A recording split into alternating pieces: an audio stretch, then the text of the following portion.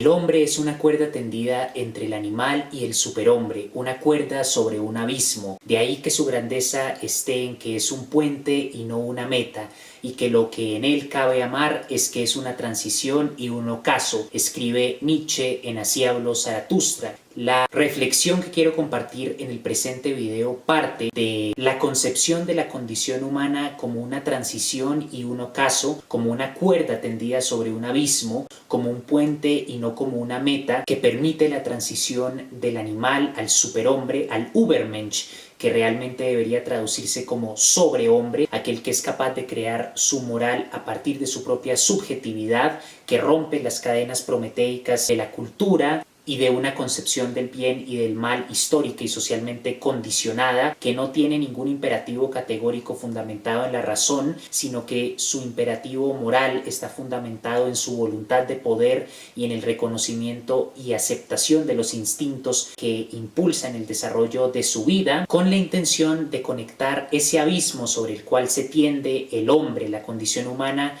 como puente entre el animal y el Übermensch, para tratar de entender la singularidad histórica de la crisis existencial del siglo XX, que fue el escenario social para que surgiera el totalitarismo, reconociendo, como lo hace Hannah Arendt, la singularidad histórica de este trágico fenómeno histórico, social y político, argumentando que el totalitarismo difiere de los demás modos de opresión, sistemas de dominación en la historia, difiere de la monarquía absoluta, difiere de la dictadura, difiere del imperialismo, porque tiene una singularidad que implica que ese abismo sobre el cual se tiende la cuerda de la condición humana para Nietzsche, ese abismo existencial se origina como resultado de la muerte de Dios que anuncia Nietzsche en la parábola del loco. La muerte de Dios implica el ocaso de la religión, y la religión era la forma en la que tradicionalmente se le daba sentido a la vida y a la muerte. La moral, la concepción del bien y el mal se derivaba de la religión, pero al acontecer el crepúsculo de la religión se genera un abismo y por lo tanto una crisis en los valores, una crisis en la concepción de la vida y de la existencia, que como resultado del creciente cientificismo y positivismo de una filosofía reducida a la teoría del conocimiento en la tradición de la filosofía moderna, particularmente en Kant, de una ciencia que empobrece la complejidad y riqueza de la condición humana y que en el marco del cientificismo positivista no tiene las herramientas metodológicamente ni epistemológicamente hablando para dar cuenta de las condiciones fundamentales en un nivel ontológico y existencial que definen la condición humana y que la religión antaño trataba de responder. Esta es una crisis que también identifica Husserl en el marco de su diagnóstico de la crisis de las ciencias europeas en el siglo XX. Con la muerte de Dios, Nietzsche está describiendo el advenimiento de un nihilismo surgido de la desesperación de un sistema moral que implica una forma de vida, de un lenguaje que le da sentido a la existencia por medio de representaciones y creencias milenarias que de repente dejan de tener la sustancialidad que el dogmatismo, el fanatismo y la devoción les da, incluso la fe, y en ese vacío que procede del ocaso de la fe, del ocaso del culto religioso, en el vacío de las iglesias donde ya no se reúnen fieles como antes, siendo la ciencia incapaz de dar cuenta de los conflictos existenciales que van desde la experiencia del absurdo de la existencia, la búsqueda por un sentido trascendente, absoluto frente a la muerte. Lo único que queda para reemplazar la religión como sistema que da cuenta de la existencia individual y colectiva de las sociedades es la ideología. Por eso, frente a la muerte de Dios y a la secularización cientificista que sigue al derrumbe de las religiones, al ocaso de los sistemas del misticismo, de la religión que antaño le daban sentido a la existencia, surge una ideología que conserva el espíritu de lo absoluto, que marca el movimiento de las creencias religiosas en el sentido de que trata de dar cuenta de la existencia en el marco de un sistema completamente simbólico, completamente subjetivo, pero que sin embargo se trata como si fuera una verdad absoluta, y la idea del Dios del monoteísmo, ese patriarca omnipotente se hereda en la imagen del partido político dominante, o en el caso concreto de la figura del Führer en el totalitarismo nazi, de manera que el totalitarismo implica un control material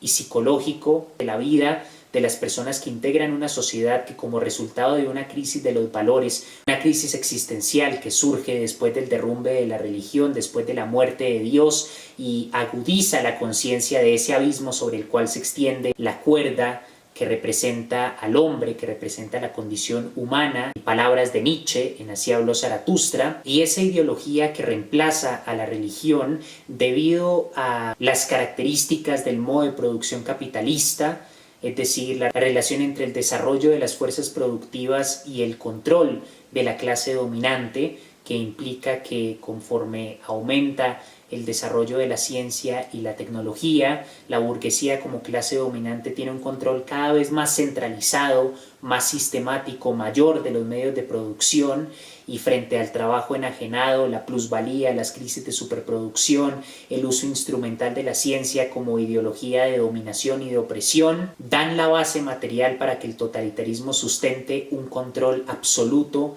en cuanto a la producción, al trabajo, a la vida de las clases trabajadoras objetivadas en el proceso de producción, pero esa base material que implica un dominio cada vez más centralizado del desarrollo de las fuerzas productivas, los medios de producción, la ciencia, la tecnología, va acompañado por un dominio político y cultural que va más allá del simple adoctrinamiento y se expresa como un dominio existencial y ontológico, en la medida en la que ya no se trata únicamente de la explotación económica en el marco del modo de producción capitalista, ya no se trata únicamente de una manipulación por medio de la propaganda o de la intimidación a través del ejército y la policía, que es característico de las dictaduras, sino que en el totalitarismo la ideología va más allá de la explotación económica, va más allá de la manipulación por medio de la propaganda o de la intimidación utilizando las fuerzas armadas del Estado, y acontece una dominación que es exclusiva al totalitarismo y por lo tanto ayuda a resaltar su singularidad histórica, porque se trata de una dominación a nivel existencial y ontológico, en la medida en la que la concepción del ser, de la vida, de la muerte, del sentido de la existencia lo otorga la ideología. El partido o la figura dominante en el sistema totalitario ejerce una dominación que va más allá de la explotación material o de la intimidación, de manera que personas que no son obligadas a seguir al gran líder o al partido que tiene el control en el sistema totalitario que se mire, sea el de Stalin en la Unión Soviética o el de la Alemania nazi, muestran una devoción que solo se encuentra en la religión, porque ese abismo sobre el cual se tiende la cuerda que representa la condición humana, el absurdo de la existencia que describe Albert Camus, la náusea existencial frente a la insustancialidad de una condición que implica ser arrojados al mundo, lo que Heidegger denomina Geworfenheit en alemán, que significa ser arrojado, sentirse extraño, como dice Hannah Arendt, y por lo tanto tratar de buscar la forma de reconciliarnos con ese mundo que nos hace sentir extraños, buscando un propósito que justifique nuestro ser. La ideología da ese propósito, justifica el ser dentro de toda una narrativa que se traduce en el nacionalismo, que se traduce en la idea de raza, que se traduce en la devoción de aquellos que están dispuestos a morir por una bandera y por los demás símbolos que crea la identidad colectiva impuesta por el partido o la figura dominante en el totalitarismo. De manera que para entender el totalitarismo se tienen que incorporar categorías propiamente filosóficas, desde el diagnóstico de la crisis nihilista que acontece con la muerte de Dios, hasta la crisis producida por un cientificismo que no puede dar cuenta de las preguntas existenciales y ontológicas fundamentales de la condición humana que diagnostica Husserl, así como categorías del existencialismo para dar cuenta realmente de la crisis nihilista del siglo XX y ver cómo la ideología fue una respuesta frente a esa crisis y frente al caso de un proyecto moderno e ilustrado que proponía una secularización puramente cientificista y que al